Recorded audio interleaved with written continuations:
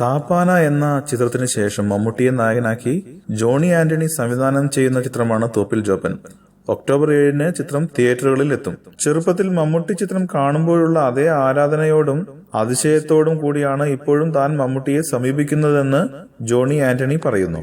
സെറ്റിൽ വെച്ച് മമ്മൂട്ടി പെട്ടെന്ന് ദേഷ്യപ്പെടും. പക്ഷേ എന്റെ സെറ്റുകളിൽ അദ്ദേഹത്തെ ദേഷ്യം പിടിപ്പിക്കാതിരിക്കാൻ ഞാൻ പ്രത്യേകം ശ്രദ്ധിക്കാറുണ്ട്. അദ്ദേഹം മൂഡ് ഔട്ട് ആയാൽ സെറ്റിനെ മുഴുവൻ ബാധിക്കും എന്നും ജോണി ആന്റണി വ്യക്തമാക്കി. മമ്മൂക്ക എന്ന് പറയുന്നത് ഒരു മെർക്കുറി ലൈറ്റ് പോലെയാണ്. മമ്മൂക്ക മൂഡ് ഔട്ട് ആയാൽ എല്ലാവരിലേക്കും ഇരുട്ട് പരക്കുന്നത് പോലെ തോന്നും. ജോപ്പൻ നന്നായാൽ അതിന് കാരണം മമ്മൂക്ക പ്രകാശം പരത്തിയ സിനിമ എന്നതിനാലാണ്. മമ്മൂക്ക നന്നായെങ്കിലേ സിനിമ നന്നാകൂ എന്നാണ് ജോണി ആന്റണി പറയുന്നത്. കൂടുതൽ സിനിമ വാർത്തകൾക്കും വിശേഷങ്ങൾക്കും ഇപ്പോൾ തന്നെ സബ്സ്ക്രൈബ് ചെയ്യൂ മലയാളം ക്രിയേഷൻസ്.